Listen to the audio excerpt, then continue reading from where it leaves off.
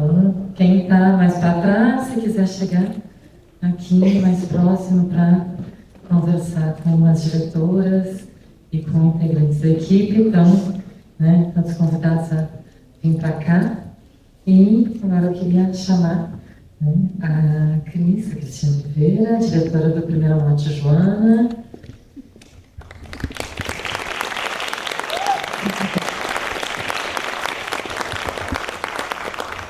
E, né, Bruna, Gabriel, respectivamente, né, diretora, atriz e assistente de direção e montadora do Espelho Turvo.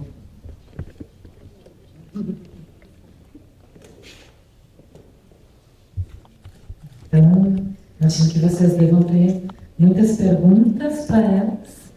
Então, vou só rapidamente começar pedindo para vocês contarem para a gente como que surgiu a ideia dos filmes, que, como vocês viram, tem muitos pontos de convergência, né, temáticos, em relação às protagonistas, também algumas afinidades estéticas.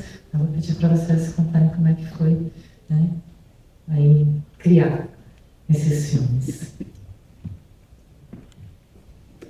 Bom, a primeira parte de... Bom, primeiro, obrigada, gente, pela presença, por terem ficado para o debate. Obrigada, Lina, por essa oportunidade.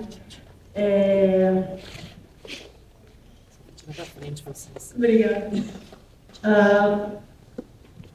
Bom, a primeira morte de Joana é meu segundo longa-metragem e eu rascunhava ele desde a época que eu já estava desenvolvendo o meu primeiro filme, que acabou tomando, né, a frente. E assim que eu terminei de filmar o meu primeiro, eu comecei a desenvolver o roteiro. Mas a vontade de transformar em roteiro ganhou força quando eu vi uma matéria.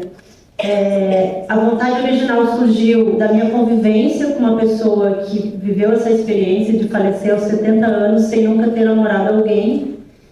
E a matéria falava sobre a educação na Suécia, que em 2012 estava implantando a neutralidade de gênero na educação. Então, por exemplo, ensinar sentimentos nos menores, né, nas primeiras séries, não tinha mais um boneco feminino ou um boneco masculino, eram bonecos neutros. Então, isso era uma prática que se acreditava que ia fazer com que não se associasse mais determinados sentimentos ao feminino ou ao masculino. E uma série de outras práticas, como, por exemplo, brincadeiras que permitiam às crianças pegar fantasias na hora do recreio. Então, não se orientava mais meninas a pegar determinadas fantasias ou meninos outras, e eu achei aquilo incrível. Bateu num sentimento antigo, assim, de quando eu era adolescente, como eu percebia que algumas frustrações eram criadas nos adolescentes em função disso, assim, em função de expectativas sociais de gênero. E essa inadequação, né, que a gente percebe quando não se adequa 100%, né, às expectativas, criava uma série de medos, assim. Então, as duas coisas se uniram, assim, essa minha reflexão sobre a minha educação e essa história que eu tive de conviver com essa senhora. E aí eu convidei a Silvia Lourenço, que é uma atriz e roteirista, também trabalha como preparadora de elenco, e convidei ela para escrever comigo, e a gente começou então a conversar sobre essa fase da vida, assim, né, sobre a nossa formação da infância até a adolescência, e como a gente se espelha em mulheres à nossa volta para se formar, e acho que nisso os dois filmes dialogam muito, né? Esse espelho, às vezes, ele é turvo, né? E a gente demora para conseguir achar, né, o que a gente realmente quer no meio desse caldeirão, né? A Joana, principalmente, vive num caldeirão de influências, assim, e surgiu muito das nossas memórias, né? Um roteiro que veio muito dessa partilha de memórias, assim, minha com a Silvia. E a partir daí teve toda uma pesquisa com relação à região, né? Eu sou de Porto Alegre, essa região de Lagoas é uma região muito próxima de Porto Alegre e tem toda essa riqueza, esse sincretismo, assim, de culturas que formou essa região. E aí eu fui aos poucos absorvendo esses elementos culturais para a história. Mas, enfim, teria muito mais para contar sobre o desenvolvimento. Eu vou passar a palavra e depois a gente pode falar mais.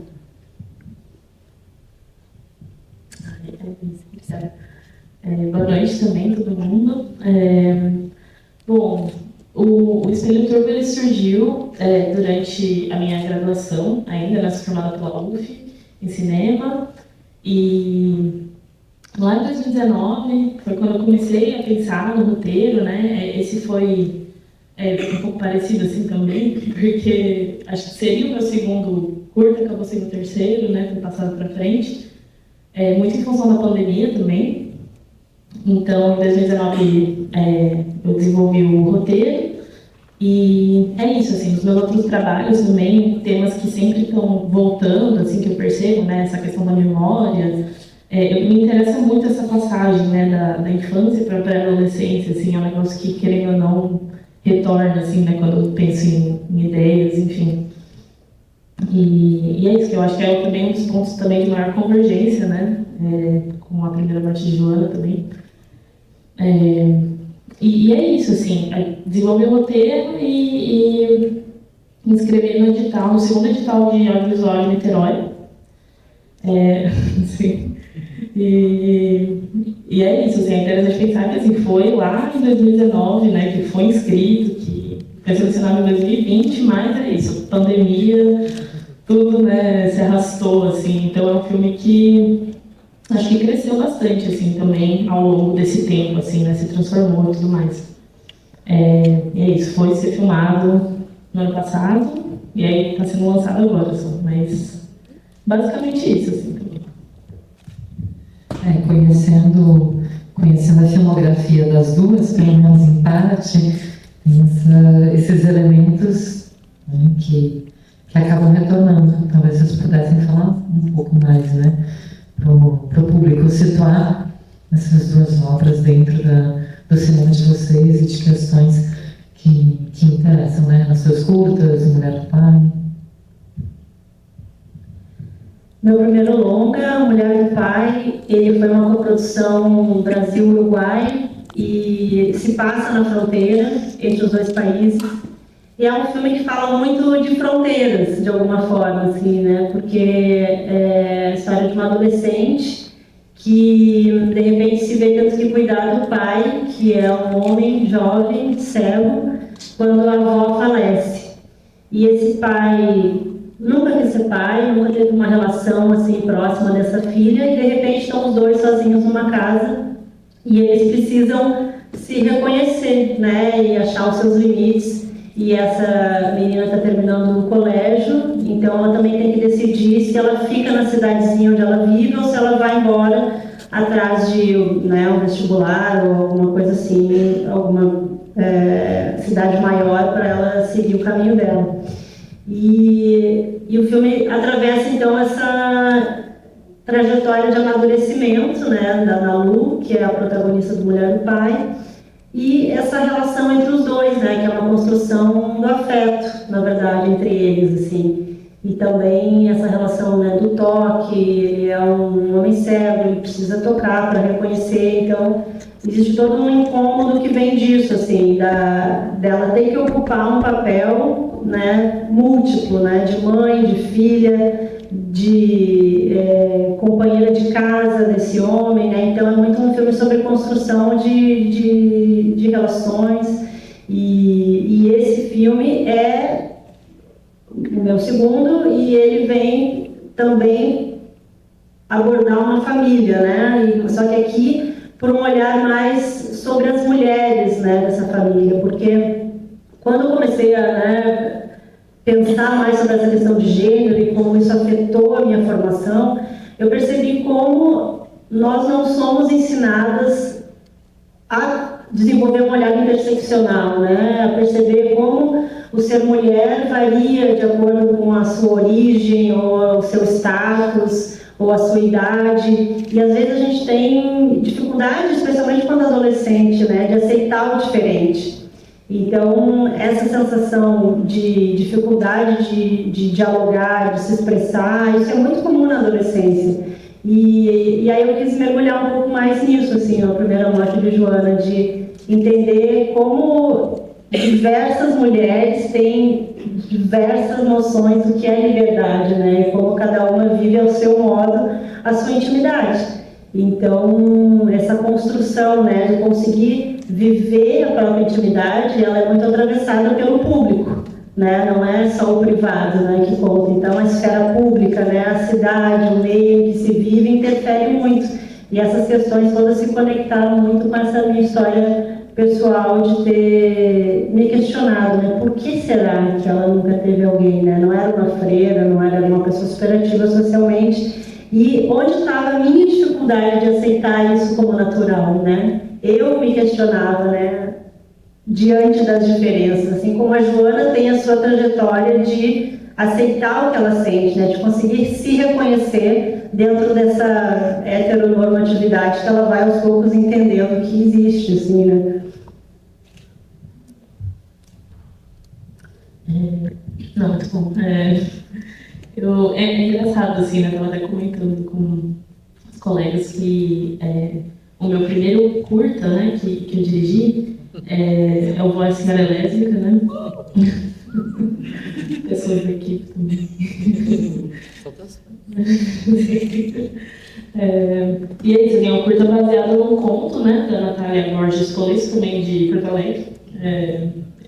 Enfim, do livro dela, Mora, assim, uma escritora super importante, né, da literatura brasileira contemporânea, né, e é um curta, né, enfim, o conto, ele traz isso, assim, né, uma neta que vai também se perguntar sobre uma companheira, uma amiga, uma grande amiga da avó dela de anos, tá ali em todas as festinhas de família, tá em todos os eventos, né, mas enfim, é uma amiga da avó, né, e aí ela, enfim, quando ela cresce, ela volta nessas lembranças da infância para ir percebendo que não, né? Existe uma outra relação ali sendo nutrida há anos, que, enfim, por diversas razões, a avó dela não se sentiu à vontade para externalizar, né? Mas, enfim, isso enquanto ela está entendendo também a própria sexualidade, enquanto ela está entendendo as próprias relações. Então, assim, acho que é super um ponto, assim, fiquei bem surpresa, assim, porque o que eu acho, assim, pensando, né, nessa filmografia, eu acho que se vê muito pouco, assim, a sexualidade na velhice, né? Isso eu acho que é um tema que é pouco trazido. Eu acho que, enfim, tá super, né, no seu filme, assim, eu acho incrível. Acho que a inovação elétrica também, obviamente, traz isso, né? E é isso, assim, trazendo para o Espelho Turvo, eu acho que esses pontos, assim, né? Então, esse romance, enfim, da velhice, o romance na pré-adolescência, né, quando você está descobrindo esse mundo, assim, você está descobrindo... E como essas fases, assim, acho que principalmente essa passagem, né, da puberdade, assim, como que são passagens que não são tão simples, né? Acho que às vezes a gente até lembra, né? Tem lembranças, enfim, uma época bonita, tal, claro, mas acho que também existem as dificuldades ali, né, na adequação, você não se sente preparado ainda, né, enfim, você é perpassado por todas essas outras influências, né, enfim, a Joana no filme tem a mãe, tem a avó, enfim, a Juliana, né, tem a prima ali, que é com quem ela se espelha, mas ela percebe que ela está um pouco ainda deslocada, né, mas enfim, ela não está na mesa das crianças mais, ela não quer, mas também talvez não esteja ainda na mesa dos adolescentes, né, enfim. Enfim, aí eu acho que esses assuntos, assim, esses pontos me tocam bastante, acho que são recorrentes, assim, na minha curta filmografia. Não, e bacana do Voz Senhora Lésbica é que é um filme que vale a pena procurar, é que ele naturaliza a questão, né? Elas tentam tratar isso de uma forma natural e franca, né? E o Joana, ele já veio no contraponto, de mostrar os problemas que se causam quando não há uma educação sobre sexualidade, né? Educação no sentido mais amplo, assim, no sentido da escola ou da família, ou de poder dialogar, né, abertamente sobre isso. E uma série, não só problemas cotidianos, mas traumas que podem acontecer, né, também, assim, acho que isso, né, quase vira um trauma, né, para a Joana, e ela consegue superar, né? Isso também foi uma preocupação minha, de que, apesar das dificuldades que esse contexto oferece, de desenhar personagens que conseguem superar, né, essas barreiras e viver o seu desejo de alguma forma, na medida que elas conseguem naquele momento, elas vão, né, atrás, assim, e se realizam de alguma forma. E já o curta, né, da Bruna anterior, ele tem isso, né, de uma forma mais natural, né, e como é no início do Joana, né, no início do Joana a relação entre elas é super natural, e essas interferências externas, essas violências, né, que a gente naturaliza, que vai achando, brincadeira de criança, né, não dá bola, e vai permitindo esse tipo de violência, vai se tornando violência real, né, vai se transformando em bloqueio, assim. Então, é muito legal quando a gente consegue já olhar para realidades que naturalizam essas questões, e a gente precisa cada vez mais disso, né? Dialogar, aprender a dialogar.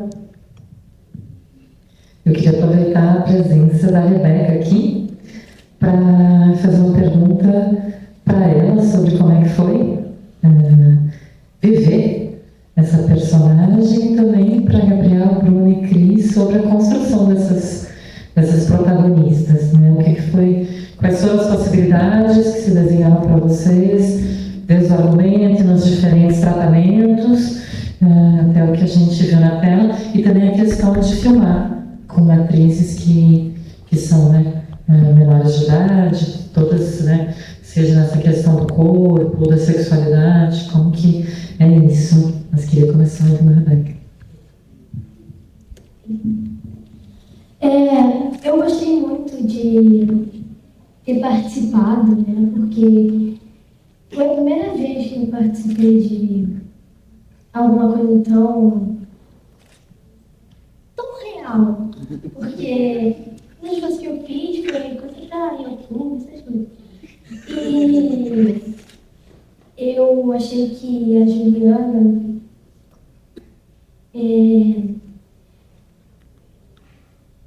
não parece muito comigo, mas eu consegui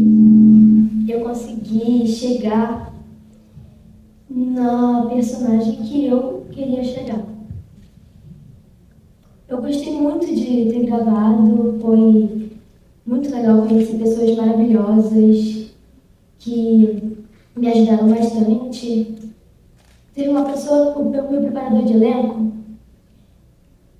ele é meu professor também, meu professor de audiovisual. Ele me ajudou muito.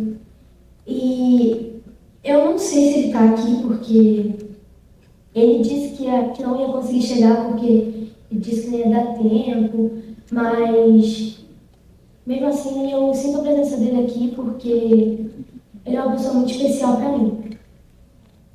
E eu queria agradecer a todo mundo que está aqui, mesmo quem eu conheço e quem eu não conheço também. Porque foi uma coisa que eu gostei muito, foi muito legal, foi muito especial para mim. E eu queria agradecer aos meus pais, que todos os dias de gravação eles me levaram e me buscaram, mesmo estando cansados de ter trabalhado o dia todo também. Os meus amigos que faltaram à escola para poder vir.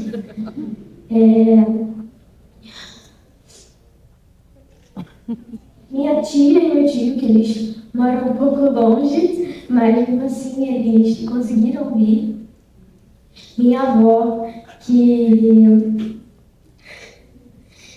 conseguiu vir também. Meu avô não conseguiu vir, mas mesmo assim, isso é muito especial, avó. Então, a sua presença também já é muito boa. Eu gostei muito de tudo que aconteceu, porque gostei muito de rever algumas pessoas que estão aqui hoje, né? Outras não consegui ver, mas mesmo assim foi muito bom rever, porque já passou um tempo que a gente gravou, né? Então foi meio diferente, porque eu não conhecia eles muito bem, mas mesmo não sendo tanto tempo de gravação, eu consegui consegui conhecer bastante ele. E eu gostei muito de passar esses momentos com eles. Foi muito bom, foi maravilhoso. Obrigada.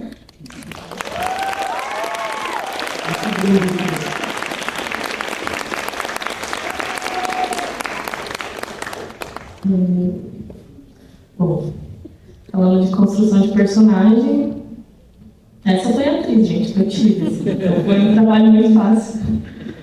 Não, a Rebeca é incrível, assim, acho que tinha uma piada recorrente no set, né? Ela era dona do set, assim. Foi muito, muito gostoso, assim, construir junto, assim, porque é isso, né? Como eu falei, foi um roteiro feito lá em 2019, a gente foi pegar a verba para começar a pensar no fim de 2021. Então, assim, estava vivo ali, né? A gente estava construindo ainda. Então, a gente teve muita sorte, assim, a gente encontrou a Rebeca, através da Rebeca a gente encontrou o Rafa, que acho que não está aqui, questão da ponte, aí, enfim. Então, a gente se encontrou, o que eu me lembro foi grupos, né? Os grupos de Facebook, assim, a gente vai achando. A gente colocou uma chamada de teste de elenco, e aí a Dani, incrível, que encontrou a gente, aí através da Rebeca a gente achou o Rafa, daí a gente achou o resto do elenco todo, então, assim, muita gente já se conhecia, né? Isso acho que também deixou muito fácil, assim, muito mais fácil o trabalho, né? De construir essa família que já estava entrosada, né, para além das câmeras, assim, já tinha uma relação ali. Eu acho que isso transparece, assim, né, enfim. E é isso, assim, eu acho que a gente também teve muita sorte porque a Rebeca e a Elo que interpreta a Nicole, né, que não está aqui, se deram muito, muito bem, né, assim, ficaram muito amigas. E puderam, acho que, construir juntas também, assim, né. Elas chegavam todo dia no set com questões, com apontamentos, me fazendo pensar, me fazendo também questionar ali, enfim. E a gente foi entendendo junto esse personagem, né?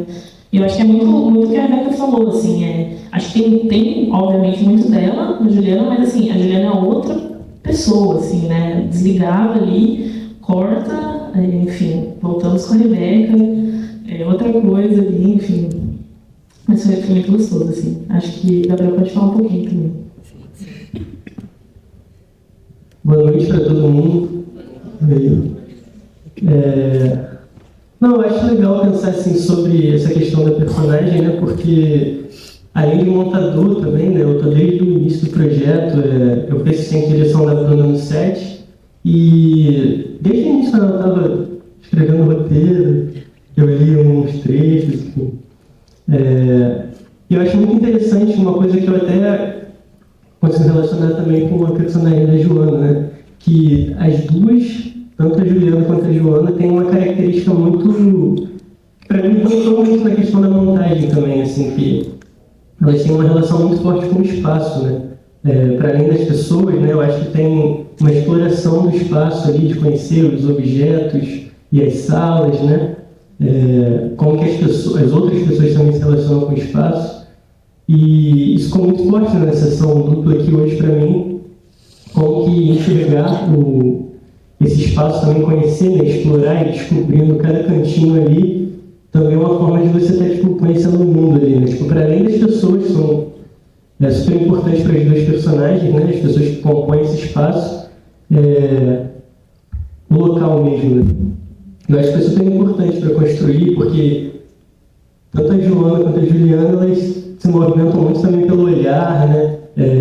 A gente tem muitos pontos de vista, então eu acho que é uma questão interessante que desde o roteiro, né, do Espelho Turbo já estava lá.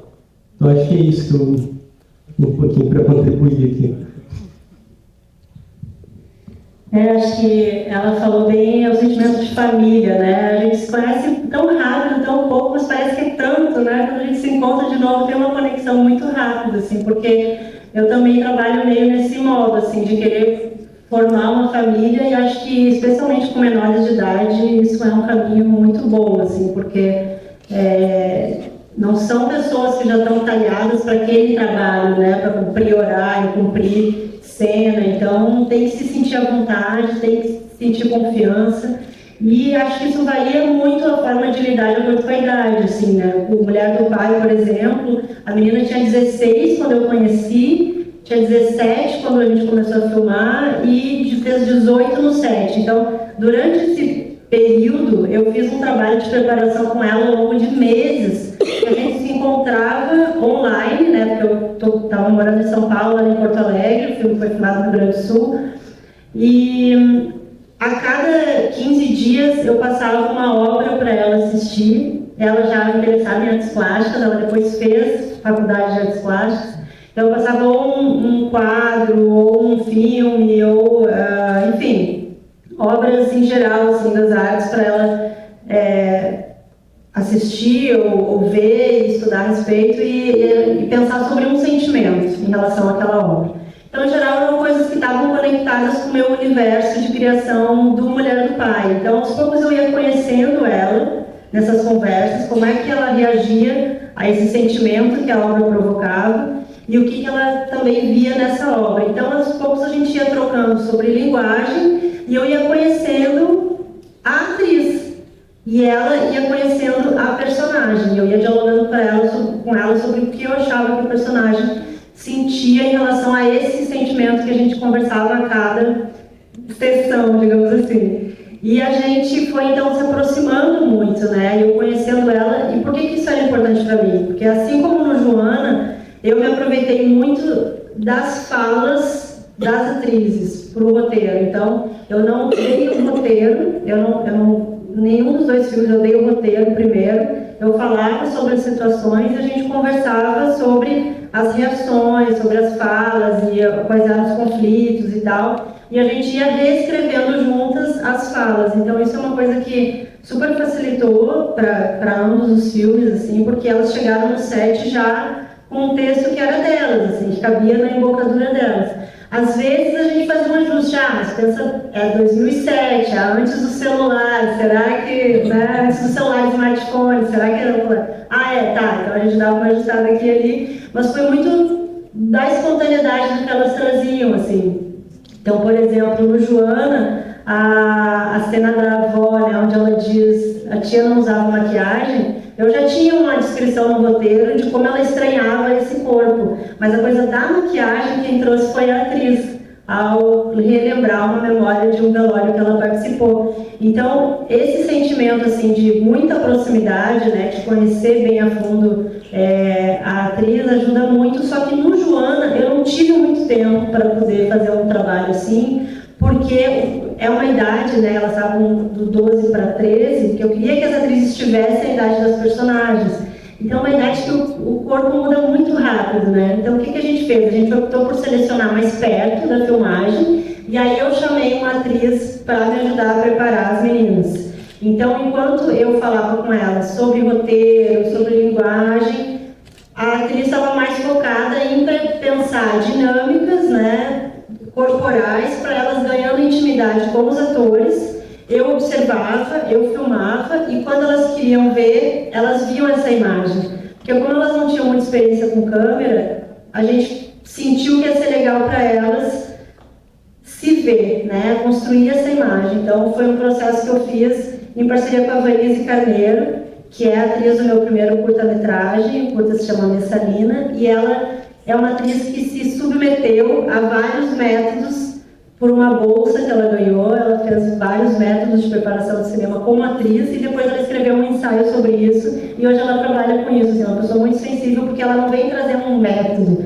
ela vem entender o que cada ator precisa para chegar naquele roteiro e vai ajudando, assim, né, a modular. Então a gente trabalhava juntas sempre nesses encontros com as duas atrizes primeiro, depois os atores.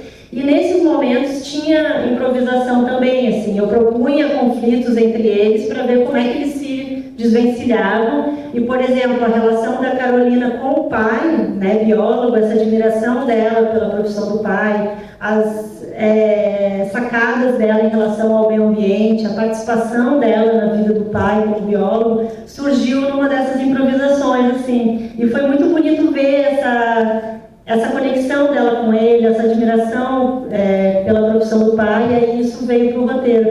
Então eu tenho muito isso, assim, de construir os personagens. Claro, a gente constrói eles no papel, mas depois vai vindo para a história o que eu vou pescando no que elas trazem de único, assim, né? Que é difícil prever antes, né? Do que nesse momento do encontro, assim, que elas trazem a real experiência delas. E sempre muito apoiado pelos pais, né? Que são super importantes. E eles conheciam o roteiro, né, antes, então, claro, para autorizar os filhos, eles conhecem o roteiro de ponta a ponta. E eles aceitam esse método de não contar tudo de cara para elas, mas eles perguntam para elas as questões chaves, assim, se elas teriam problema em desempenhar essa ou aquela situação. Elas disseram que não, então estão dentro. E aí, a partir daí, eu vou fazendo esse processo gradual, assim, de construção, de reconstrução dos personagens. Bom, imagino que vocês tenham perguntas, comentários. Oi. Conheço muita gente aqui nessa plateia e sei que vocês falam, tá? Então falem. Boa noite. Queria falar que para mim é um grande feito conseguir ser a primeira a falar no debate. Eu sempre tive muita vergonha, mas tudo bem. Eu queria falar que eu gosto muito de sessões que é curta e longa. Acho que isso é tão rico para a gente poder contemplar os dois e até poder criar esses links que eles têm, né, as diferenças também.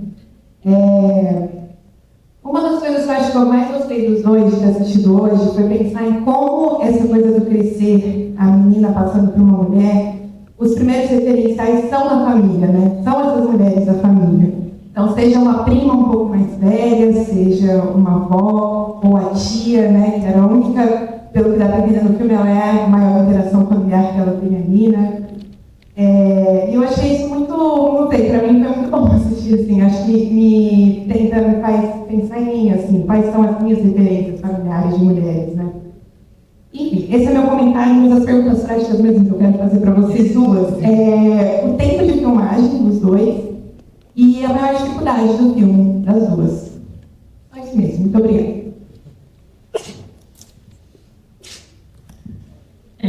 Muito bom comentário.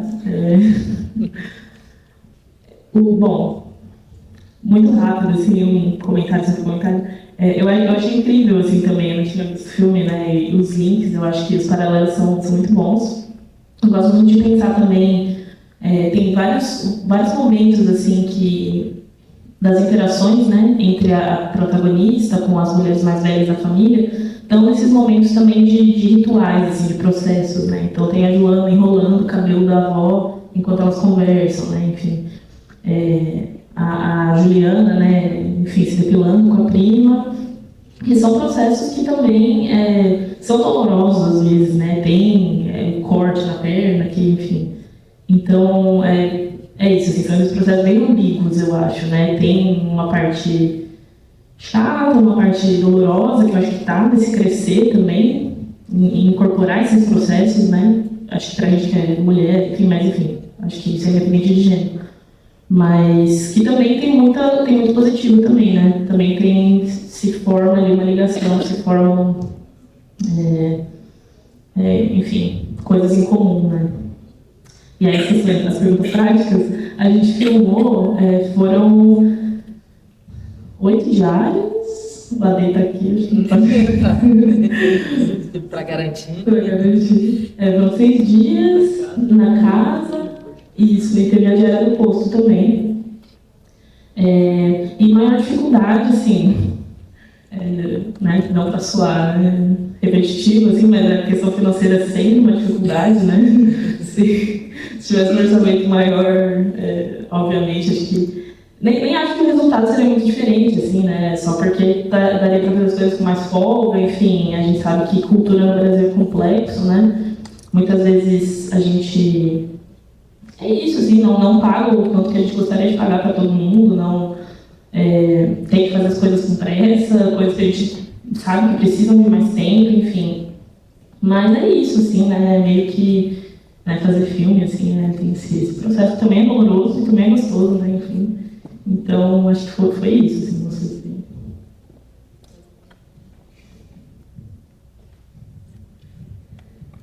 Acho que nessa relação, né, com as mulheres mais velhas, o que eu posso comentar também é que isso se relaciona um pouco com o que eu falei no início, né, sobre aprender a ouvir.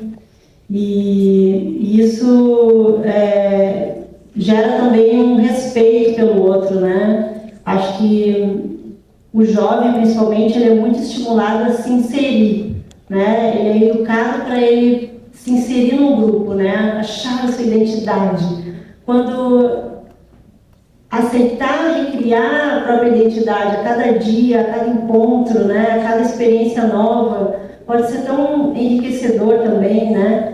E nessa relação de dialogar com os mais velhos, ouvir os mais velhos, não no sentido de ouvir e aceitar, mas no sentido de trazer algo novo também, né? Estabelecer essa troca, é algo que tem que ser estimulado, né? Tem que ser ensinado a dialogar, né? Porque cada vez mais eu sinto que as tecnologias estão suprindo, né? Parece esse lugar, às vezes, do diálogo, né? Eu até optei por situar o filme nessa época, por um fato histórico, primeiro, que foi a construção da eólica, que de fato aconteceu lá nessa região, mas também porque quando eu comecei a me perguntar sobre tudo, né, que veio decorrente da tecnologia, né, do smartphone, desse acesso à comunicação para os jovens, né, muita coisa mudou assim de lá para cá, né?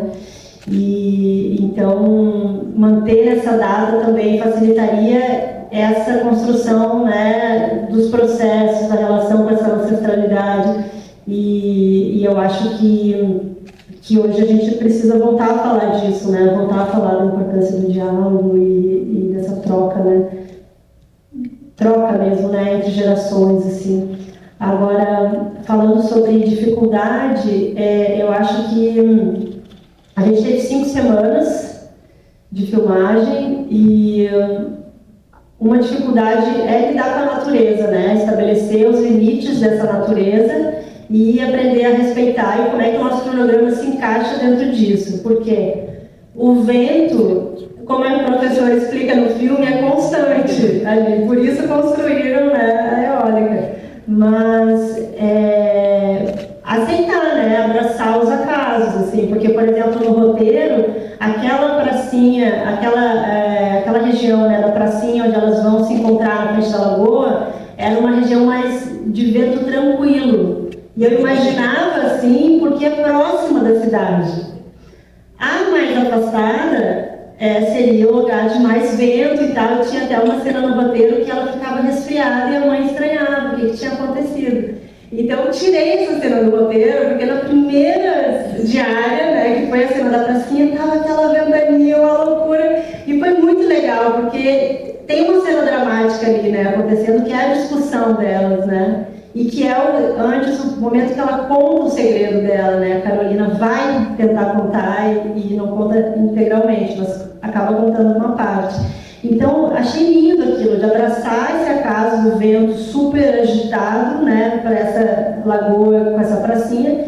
E quando a gente foi para outra lagoa depois, teve todo um estudo da produção, junto com os locais, para entender os movimentos das águas, porque essas lagoas, elas sobem, elas baixam, então chega um ponto que não passa mais carro, por exemplo, na região onde a gente filmou ali a cena da praia, né, delas na beira da lagoa, que é praia e tal, ou a cena do barco, né, foi numa outra lagoa que também fica violenta, fica com um movimento violento uma certa hora. Então foi todo um estudo da produção para a gente conseguir encaixar tudo que eu queria do roteiro, de acordo com o horário, de acordo com o dia, e com a disponibilidade dos locais que também estavam lá para nos ajudar. A cena da lagoa teve equipe de bombeiros, né, que estavam lá disponíveis, né. As meninas entraram na água com roupa de borracha, então quando elas saem, elas estão sem, mas quando elas estão lá mergulhadas, elas estão com, para não passar frio. Então, toda uma estrutura assim, de segurança também para a gente conseguir acompanhar esses movimentos. E a questão técnica do som, porque além dos ventos, tem a proximidade das rodovias.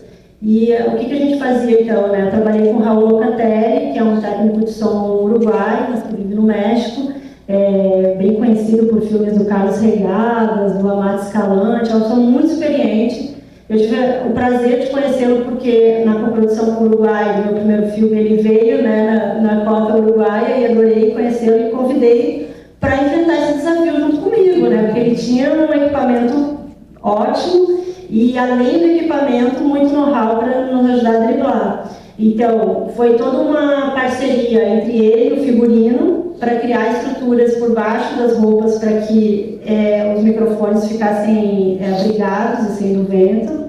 Além de estruturinhas que ele tinha para proteger, o figurino ajudou. E a gente sempre contava com a maquinária para valer a cena. A gente construía uma estrutura, ou ia para trás de uma estrutura, ou o pessoal da maquinária botava um butterfly, ou a gente ia para trás de um prédio ali próximo mesmo e gravava só o som das falas. Então, os atores saíam quentes da cena, conseguiam dar a mesma intenção e muita coisa a gente teve que substituir, uma palavrinha aqui, outra ali, com essas falas que eram gravadas depois da filmagem. Na pós-produção a gente usou para cobrir momentos que eram muito ruidosos, assim. Então, essa logística para o som e a logística das lagoas foi o maior desafio, assim. Até porque a geografia criada no filme não é real hoje. Ela é uma geografia que se inspira na minha memória de quando isso aconteceu, porque começou a aparecer um catavento lá adiante, eu nem sabia o que era, e depois veio mais um, só que eles ainda eram distantes de onde estava a estrada. Hoje em dia, quem for a Osório vai ver catavento aqui no pátio das casas, dos dois lados da estrada, né?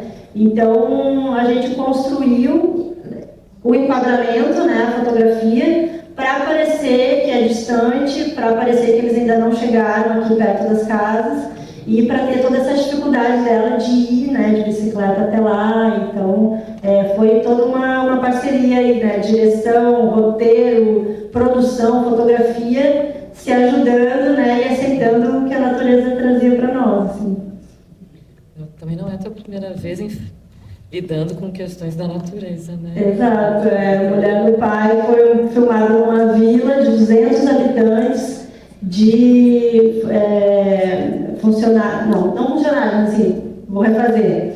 Mulher do Pai foi filmado numa vila de 200 habitantes, onde a maioria está lá em função da pecuária, né? Peões e suas famílias que trabalham com a pecuária, mas os centros urbanos mais próximos são assim, a 1 hora de distância. E estrada de chão, então quando chovia os carros atolavam, e a sensação de não ter um hospital perto, ela dá um medo, né, se tratando de produção, então existia essa tensão, assim, pela falta de condições. E uma vila que foi super rica, que tinha hospital, tinha farmácia, tinha hotel, tinha cinema, quando o trem parava lá. Então, se quem viu Mulher do Pai ou quem vê, vai perceber que tem uma estação de trem abandonada, né, no filme, como tantas, né, no Brasil, que a gente já teve de passageiros e pararam, né, por um projeto que valoriza carros no Brasil. E a gente teve que reconstruir a estrada para poder filmar lá. Então foi um acordo da produção com as prefeituras do entorno, 3 prefeituras do entorno, para poder ter o apoio necessário para poder passar cascalho, passar trator, para a gente poder filmar lá. Então é isso, assim, né? A gente... Depois das estações do ano também. A relação com a fotografia, né? Porque o filme ele se passa no ano inteiro quase, assim, né? De primavera até o verão. Então, que época do ano a gente escolher para poder filmar que tivesse sol, tempo seco, tempo chuvoso e nublado, neblina.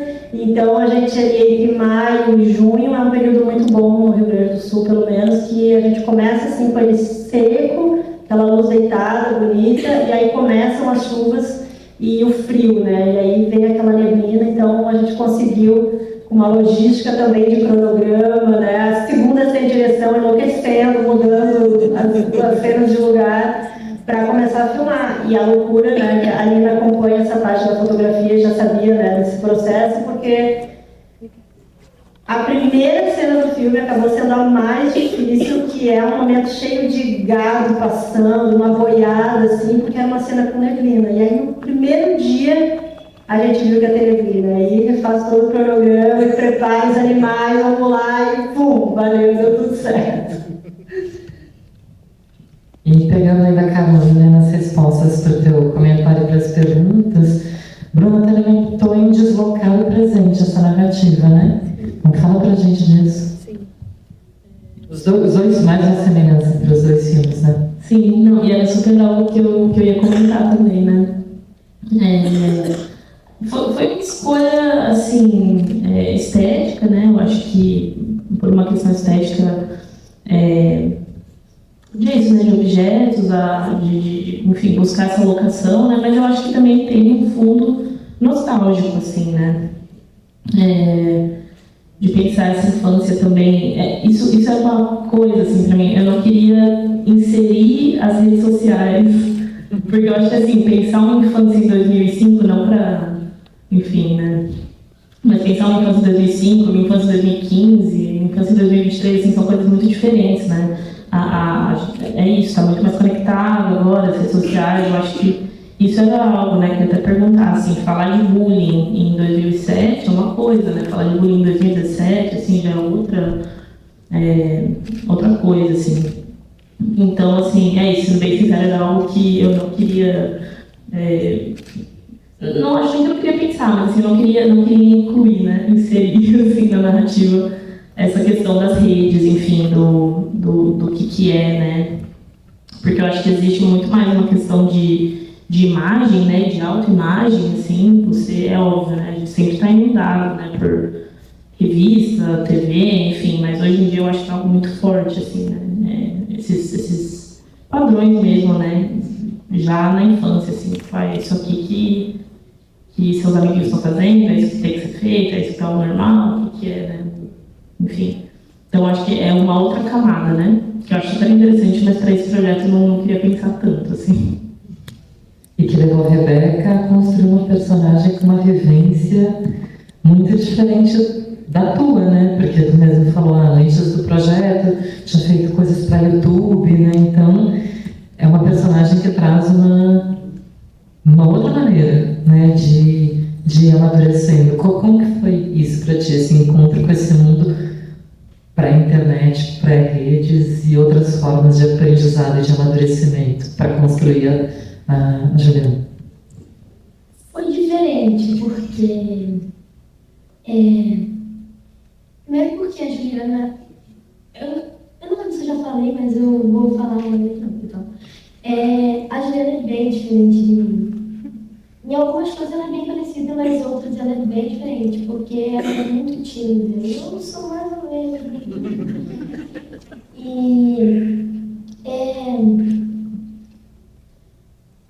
Ela é introvertida, mais introvertida. Eu sou mais extrovertida. Mas, então, foi diferente porque, como eu disse, eu gravei coisas em YouTube, TikTok. TikTok eu fui gravar um pouquinho depois que eu fiz o curta, mas já estava acostumada com coisas assim. Mas... Estou meio nervosa, então assim, No teu tempo. Tá.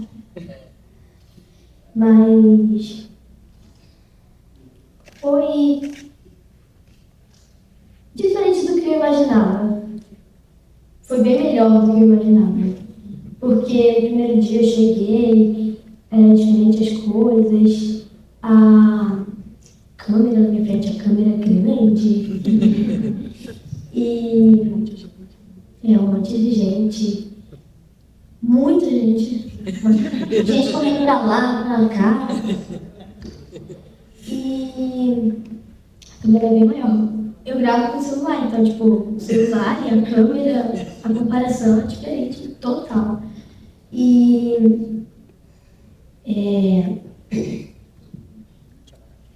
Não, você não viu. Mas depois que eu participei do curta, eu fui me soltando mais também, porque também tive outras oportunidades Depois, foi uma coisa que eu gostei muito. Não sei muito... Que outras oportunidades? Conta pra então, há pouco tempo saiu até teve a estreia de outro curso que eu fiz, em um curso Villelart, que eu tinha, são 3 protagonistas, eu participei, eu fui uma das 3 protagonistas. E também consegui participar de redes, consegui fazer vários workshops, fiz vários testes, alguns deram certo, mas outros não, porque a gente recebe vários não na vida, mas sempre tem um sim, um ou mais. Mas foi diferente, estranho no começo, mas depois eu me acostumei. E foi uma coisa que me ajudou bastante em vários motivos. Como, por exemplo, conheci mais pessoas. Então já tem, tipo, alguns contatos, né? E me soltei bastante. Agora eu conheço pessoas de outro estado, que eu quero até ver, a Heloísa, que foi a que participou comigo, que foi a Nicole, e estou morrendo de saudade dela. Fiquei muito triste quando ela foi embora. Mas é isso. Obrigada. Não, só aproveitar para primeiro elogiar a Rebeca, né? Uma atriz muito incrível, assim, eu e o Bruno sempre comentava disso. E trazer uma história também, né, que eu acho que contextualiza um pouco isso, que a Rebeca está sendo um pouco humilde aqui, mas ela era muito focada no set, assim. Não tinha um momento que a Rebeca não estava ensaiando, passando texto. A Heloísa até, eu lembro de uma cena assim, que eu vi, a Rebeca, não, vamos fazer aquela sequência, que é o diálogo, longo, né, do incesto e tal. E a Rebeca disse, não, vamos ensaiar mais uma vez, vamos ensaiar, para ficar melhor. E aí tem uma hora que a Heloísa vai tipo assim, não, calma aí.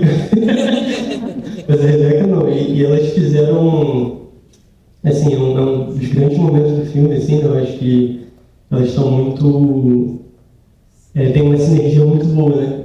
E isso se dá muito por esse trabalho, né? Eu acho que o Bruno também pode falar um pouco disso, né? A gente observava muito o quanto elas estavam o tempo todo trabalhando para além dos momentos que a gente estava gravando, né?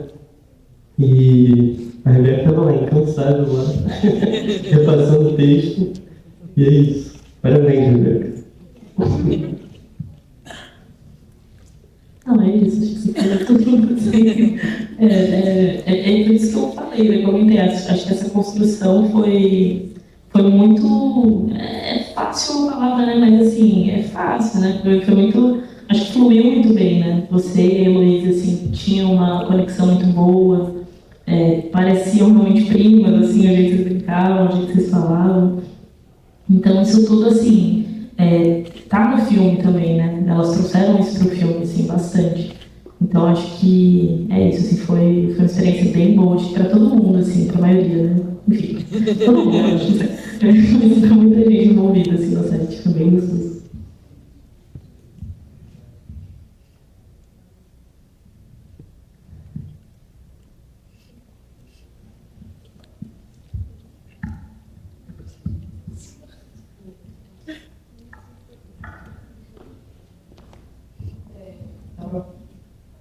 Primeiro eu queria parabenizar. Eu caí de paraquedas aqui, eu não conheço ninguém, eu até me importa. Mas antes de tudo eu tinha visto que cineastas tinham postado sobre a primeira morte de Joana, que eu descobri pelo TikTok. E eu falei, cara, eu preciso assistir isso. Eu preciso procurar. Primeira morte de Joana, literalmente, não achei. Que finalmente vi, né? Agora de pé. Tem que ver. No caminho descobri que eu não seria debate, porque eu achava que eu não seria pessoas que eu vi. Tá. Mas eu queria dizer que eu me identifiquei muito com os dois, muito a acho que as questões que envolvem o cinema também fizeram parte da minha infância. E acho que eu consegui muitas outras coisas. E a primeira morte de Joana, acho que a gente precisa um pouco dessa temática sendo falada. E eu me identifiquei muito com a Joana, porque eu também tenho uma tia-avó que nunca namorou. Ela tem 80 anos e eu me pergunto, eu não sei, mas além também da questão da sexualidade e opressões, né, que eu não lembro assim. Então, eu queria parabenizar, novamente, muito legal. Eu fiquei muito emocionada. Antes de começar, eu estava apaixonada. Eu queria saber onde, assim, não tem nada a ver com essas produções do momento, mas onde está disponível as produções de vocês que eu achei interessante. Eu queria saber um pouco mais, principalmente o vosso, né? E quando eu ouvi esse título, eu falei, caramba. Sabe, eu acho que eu não vejo essa representatividade lésbica, etc. E também, me identifiquei, nem mas já me identifiquei com esse seu. Eu não faço nem isso. Enfim, porque eu tenho uma tia, ela não é lésbica, mas enfim, sabe? E eu lembro que ela já estava casada com meu pai, já mais de 20 anos. Só que não era foto com ela. E anos depois eu fui descobrir que ela era casal. E aí eu escrevo todo mundo. Mas aí eu percebi que foi. Como falava, né? E eu acho que essa representatividade é muito importante para eu também, pensando em entender também como é, sabe? Então, eu quero agradecer muito pelo leitor. Então, aproveitem e falem onde dá para ver, né, as outras produções de vocês e o que a gente pode esperar, o que tem de projetos, o que já foi filmado, né? Não, assim, muito legal ouvir, assim, durante o VO, quando a gente também fazia debates e tal, exibia, sempre, assim, acho que 100% dos debates tinha alguém que trazia, assim, uma história muito parecida também. Alguém da minha família, minha tia-avó, minha tataravó, sei lá, tipo, sempre tem alguém e a família toda sabe, assim, só que não se fala, né? É algo muito encoberto, né? Enfim. E é isso, assim, eu acho que é algo que está mudando, né, com as gerações, assim, enfim. No filme é isso, a gente tenta também, não posso pegar o mérito, né, muito baseado no conto, mas eu acho que tem uma mensagem, assim, de mudança, né, de mudar com essas gerações. Onde pode ver, se eu não me engano, eu não tenho certeza, mas eu acho que está no YouTube. Acho que está no YouTube. Tá assim. Ele tem uma página também no Instagram. Então, procurando lá, acho que dá pra achar. O espelho ainda não está disponibilizado, ele ainda vai passar pelos circuitos de festival, a gente espera, né, torcendo. E aí mais pra frente a gente disponibiliza ele também, porque o legal é as pessoas verem, né, enfim, atingir mais pessoas. Com relação a projetos futuros da minha parte, eu sinto que, né, acabei de dar vida aqui a um filho, então não estou pensando assim ainda. Alguns projetos mais na cabeça, nada sendo feito ainda, mas é isso. Espero continuar todas as dificuldades, né, de produzir cinema no Brasil, mas quando a gente começa, acho que é difícil parar, assim, né? Enfim. Então, da minha parte é isso. Os projetos futuros.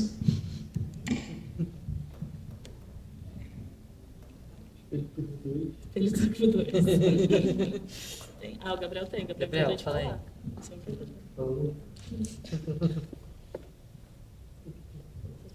Tá. Não, eu estou me formando agora nesse semestre, então estou finalizando o meu filme de realização, se chama Monster, tem parte da equipe aqui também. É um filme sobre uma detetive, um futuro distópico também. E é isso, tem uma Tem a página no Instagram, se chama Memória Vazia, a página. Quem quiser conhecer um pouco mais sobre, só procura lá, Memória_Vazia. É isso. Vai sair esse filme aí em 3 meses. Vai sair o filme, ele vai se falar.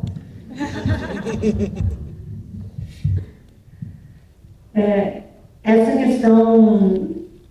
questão da representatividade, né, que ela trouxe, é muito séria mesmo, né, porque se você não tem acesso a outras formas de vida, você acha que elas não existem. Ou você pode acreditar no discurso de quem diz que aquilo não deve existir. Então, não é a primeira vez, né, assim como para ti, ter esse tipo de depoimento, assim, de que bom, né, ter essa história na tela, eu vivi isso, né, ou então depoimentos do tipo, como eu queria ver um filme assim quando eu tinha essa idade, né, que bom seria se eu tivesse um filme assim quando eu tivesse essa idade, porque mesmo na escola, né, os exemplos que a gente tem, muitas vezes, especialmente nessa questão, né, da descoberta da sexualidade, para mim veio com Christiane F. 14 anos, drogada e prostituída, um título de um filme maravilhoso, mas foi o primeiro filme que foi colocado na escola como um elemento, né, dessa descoberta feminina.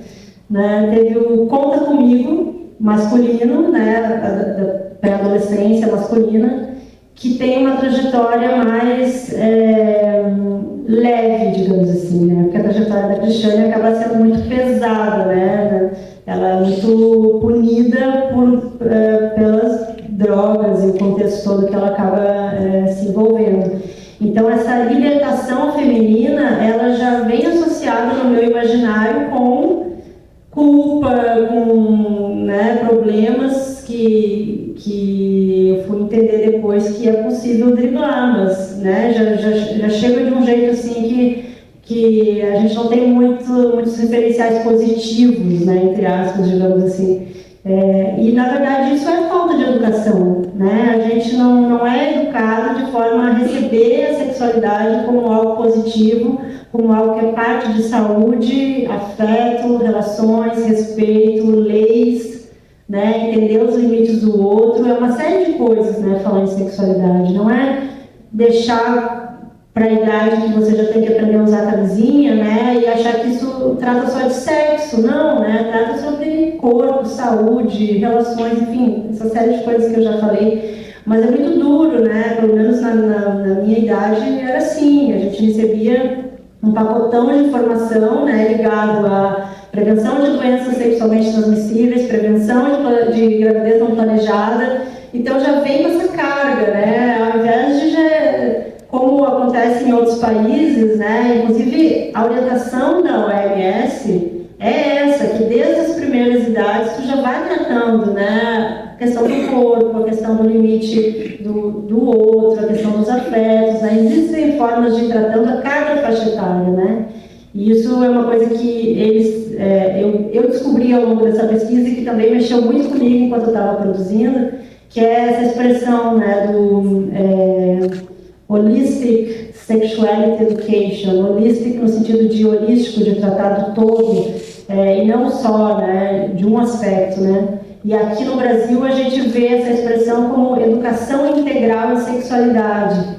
Então existe um grupo muito bacana de Campinas, que é a Reprolatina, que tem, se vocês procurarem no site deles, reprolatina.org, se não me engano é o site, eles têm lá esse guia de educação integral em sexualidade, que é isso, é uma visão mais ampla de você entender essa diversidade e tudo que está ligado à sexualidade, né? Pensado para cada faixa etária, pensado que é possível sim trabalhar um pouquinho a cada faixa etária para que não chegue como um susto. E outro dado muito importante dessa falta, né, que a gente sente é quando a gente vê os números de violência sexual, né, contra menores, porque a maioria acontece entre pessoas próximas. A violência contra menores, a maioria não se dá assim, né, com resistência, com violência, não quero, grito, não, se dá como um gesto de amor, como um gesto afetivo. E aos poucos a criança vai entendendo que aquilo não é bem assim, né? Existe ali uma linha que está sendo rompida porque ela não está em situação igual de poder, né? Não tem o mesmo conhecimento para decidir se ela quer estar naquela situação. Então isso é uma coisa que a gente conversou muito assim durante o processo de produção do filme, que é cidadania íntima, né? Que é a gente entender quais são os nossos limites e o respeito, para que a gente viva plenamente o respeito ao limite do outro, né? E essa negociação moral, ela só pode acontecer entre pessoas que estão no mesmo status de poder, né? E não tem como reconhecer isso se não tiver educação. Então, os jovens muitas vezes são levados a situações de violência porque eles não têm a informação. Então, se tivesse mais representatividade, né? Se a gente pudesse ver esses assuntos de outras formas, em filmes, em webséries, TikTok, ou o que seja, né? Mas principalmente na escola, onde esse assunto pode ser tratado de uma forma intersetorial, né? Não só no aspecto da biologia, mas pode ser tratado por várias matérias, isso seria tão mais suave, né? É tão injusto pensar no jovem brasileiro que não tem uma metodologia ainda, né, nacional unificada, enquanto a gente vê outros países muito à frente nesse aspecto. Uma coisa curiosa de contar aqui sobre isso, onde é que o filme está disponível, é que na França ele foi lançado. Ele foi lançado, a gente teve um produtor associado francês e graças a isso a gente conseguiu que o filme entrasse lá em salas de cinema e DVD. E lá ele foi lançado como livre para todos os públicos, todas as idades. E quando ele chega no Brasil, ele pega 14 anos de idade. Então, assim, 14 anos de atraso, né, de acesso a uma informação que em outros cantos do mundo se encara como natural. E por que não está censurado para menores? Na Suécia também a gente participou de um festival que faz essa classificação oficial. E eles disseram, eu perguntei, eles disseram porque não tem nada que assuste, não tem nada violento. Chegou, né, correu uma lágrima, assim, que lindo isso, né? Que lindo poder abordar isso de um jeito positivo. Então, o filme está disponível agora nos cinemas, por enquanto, mas essa semana ainda vai entrar no VOD com essa classificação indicativa, 14 anos. E O Mulher do Pai, ele está disponível, já passou por essa fase, né, das plataformas e tal, ele é um filme de 2016, mas agora ele está disponível no site da produtora, a produtora Okna Produções, e o site é okna.com.br, lá ele tem como ser alugado.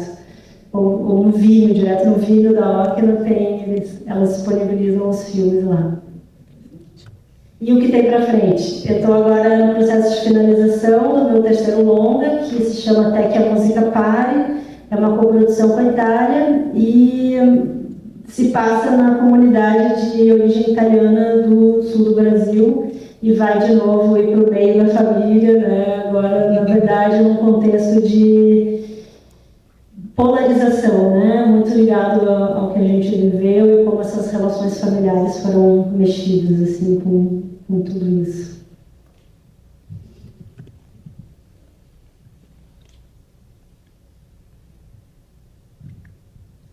Temos mais espaço para mais uma pergunta ou comentário, gente.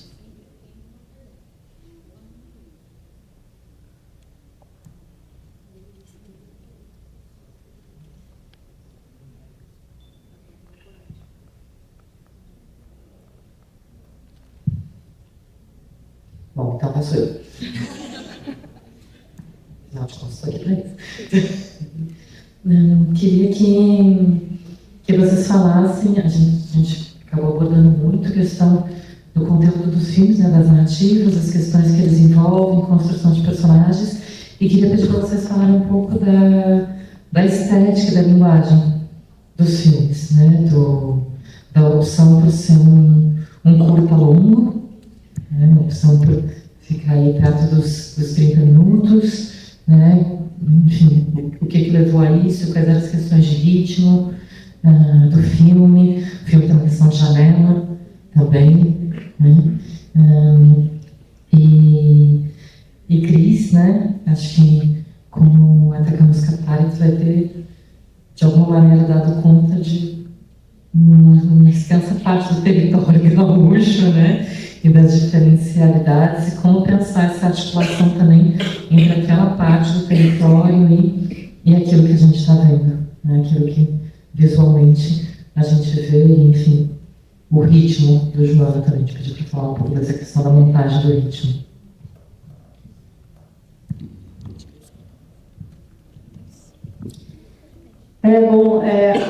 Os meus projetos, eles vêm muito nessa relação com o território mesmo, como tu traz, né? Acho que todos os meus roteiros surgiram de um temor pessoal, de alguma situação que me assombrava e que eu precisava, né, mergulhar e investigar mais a respeito, e depois vai para o território. Mulher do Pai surgiu assim, né, mas desde o primeiro tratamento do roteiro já era um filme de fronteira. A gente foi descobrindo ao longo da pesquisa se era argentino ou se era uruguai, mas ele já tinha essa relação com esse portunhol, né, que se cria, né, nessa região. E o Joana já se passava nessa região, que é uma região de lagoas do Rio Grande do Sul. São mais de 20 lagoas interconectadas e forma essa paisagem incrível ao pé da ponta da Serra do Mar, né, que é um sistema de montanhas que vem dentro do Rio de Janeiro e vai até lá ao sul, e ali a gente vê então essa ponta lá, que é o que tem, né, mais perto ali de Osório, é o Morro da Borússia, que a gente chama, e é ali que a gente filmou, e foi uma paisagem totalmente transformada pela chegada dessa eólica. Inclusive as estradas foram reformadas para poder comportar esse movimento, essa construção. E eu vi essa paisagem se transformar com a chegada desses cataventos gigantes, né, os aerogeradores. Aí, quando eu fui para lá com a Silvia Lourenço, com o Gustavo Galvão, que era meu parceiro também de roteiro, de pesquisa, a gente conversando com o historiador da região, a gente entendeu mais como essa manifestação de origem germânica está viva lá, porque os alemães eles se misturaram muito com a população que já existia no Brasil, mas existem ainda algumas coisas que transparecem, né? Então, a cuca é um elemento muito presente, né, da culinária gaúcha, e ali tem uma produção forte desse pão doce, né, de origem germânica, que a gente chama de cuca. A religião luterana, né, que os alemães trazem, né, está no filme, mas ao mesmo tempo é uma região que tem um quilombo, né, muito estruturado, o quilombo de Morro Alto, tem uma manifestação cultural afrodescendente que faz parte do calendário oficial da cidade. Então, a cultura afrodescendente foi se estabelecendo e é muito viva ali, né? Não só na Umbanda, mas nessa manifestação também que tem a ver com os tambores, com uma festividade própria, né, do calendário lá da cidade. E a gente viu nisso um sincretismo muito rico, assim, para trazer para o filme, porque essa relação da Joana com a natureza já existia desde a primeira versão de roteiro. Mas a religiosidade foi ganhando esse tripé, porque o catolicismo já estava presente na escola. Aquele Cristo crucificado está lá, ele é real. O luterano, a religião luterana em função da família de origem germânica. E nessa relação com a natureza, com esse universo onírico dela, super se conectou com a minha experiência de já ter passado, né, pela Umbanda, e como isso me impactou quando eu era adolescente, nessa relação com as forças da natureza, né? Como os orixás, as entidades tinham ligação com algum elemento da natureza, né? O mar, a lagoa, o fogo. Então, de repente, assim, esse tripé se formou na minha cabeça no sentido de trazer essa força para a Joana, né? Nesse lugar de descoberta do que tem de natural nela mesma. Então, aí a riqueza da personagem da mãe ficou maior, né? Porque foi para a mãe essa religiosidade, e para mim também fechou no desenho dar complexidade para essa mãe, né? Que não é só uma mãe conservadora, não. Ela tem uma tatuagem atrás, né? Essa tatuagem indica que ela já teve um passado, né, de enfrentamentos também, né, libertário, né? Então, essa tatuagem está ligada a essa religião e a atriz já tinha isso. Então, ao ver essa tatuagem na atriz, eu disse, é isso, gente, vamos trazer para o seio da família mesmo. Não vai ser só algo que a Joana observa, é algo que está lá e já estava impresso na Joana Vieira, a atriz do filme. Então, é meio que esse processo, assim, né, que eu tenho, assim, de deixar que o território traga muito pro meu roteiro.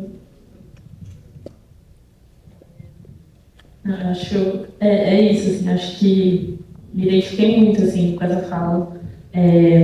Porque isso, eu acho que, pensando nessa questão do tempo, né, que você trouxe, né, tipo, é algo que o roteiro, ele, enfim, não foi escrito para ser, né, de fato, um curta longo, assim, eu sabia que seria longo, mas os 29 minutos me surpreenderam.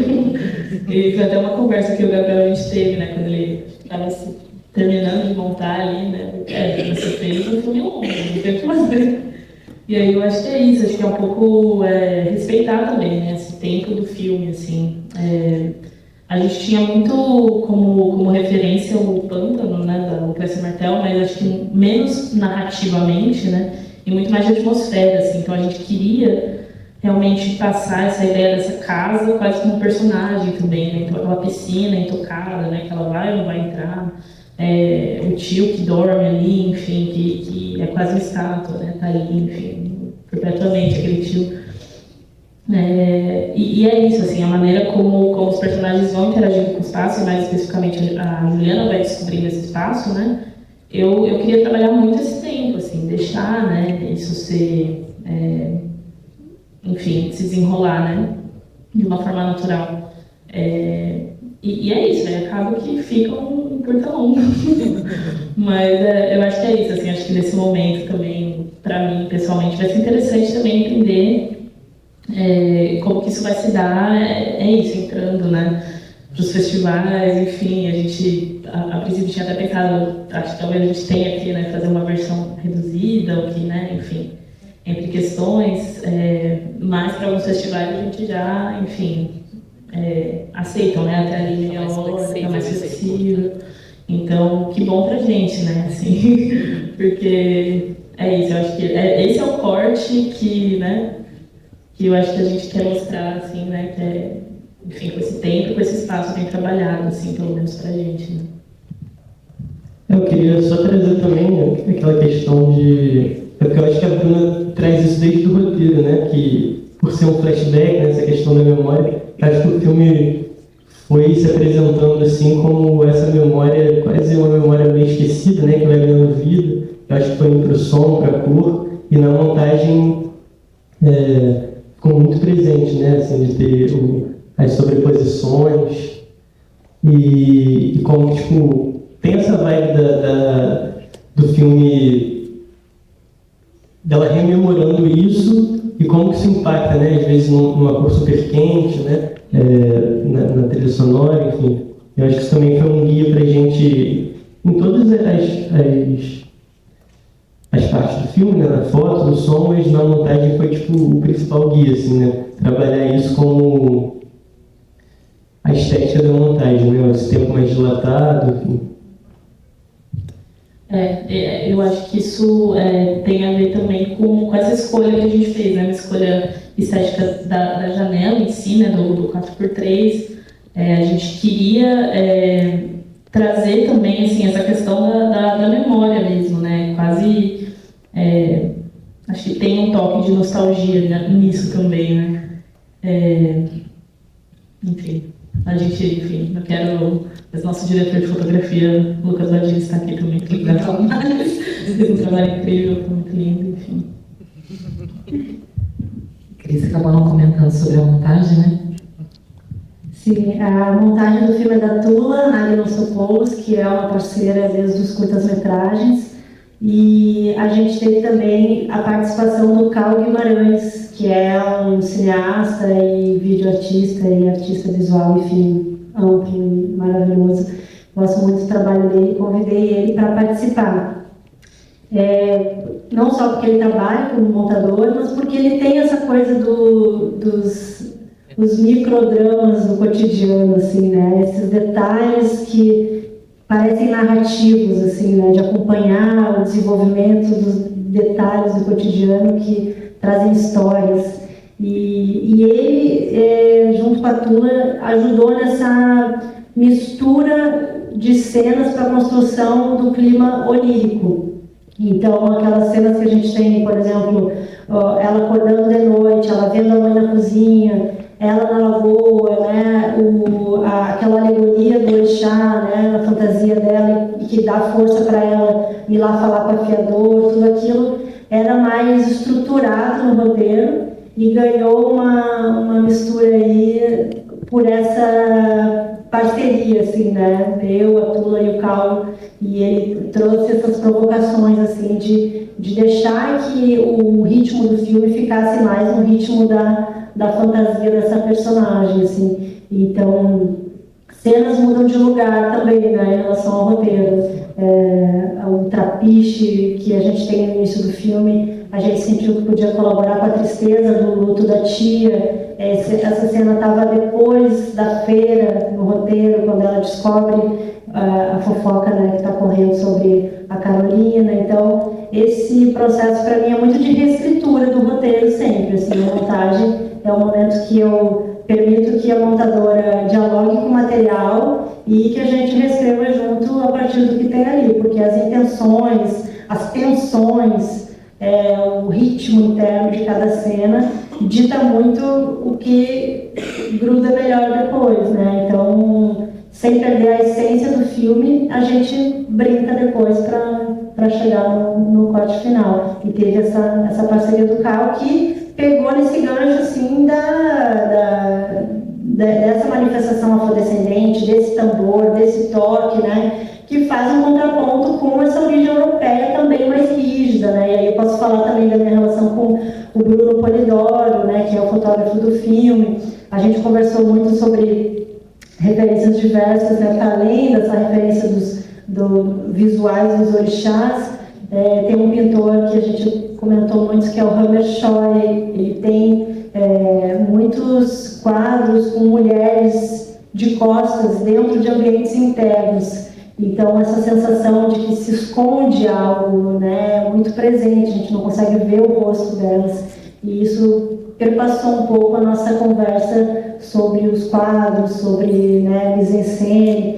E desde a construção do roteiro tem uma pintora holandesa que me instiga muito, que é a Tamara Miller. Ela tem pinturas que são personagens criadas na proporção infantil, ou seja, né, essa cabeça maior em relação ao corpo que parece infantil, mas tem alguma coisa estranha ali, você vai olhando e você vai percebendo que é porque o rosto não é infantil. Ela faz todas essas personagens a partir de fotografias dela mesma. Então causa essa sensação visual da inadequação dentro do corpo, sabe? Então isso é uma coisa que eu levei para a arte, levei para o figurino, e a gente tentou trazer isso para o sentimento, né, de inadequação da Joana, né? E como elas lidam com isso, ela, a Carolina e tal. Então tudo isso acaba ditando um pouco o ritmo também da montagem, né? De deixar o tempo para que a gente veja esses detalhes, para que a gente entenda, né, o que ela tem no cabelo, né, o que é a roupa, a camisola, né? Então todos esses detalhes que vão compondo a personalidade, que tem um ritmo, né? Esse ritmo e o ritmo desse lugar também, né?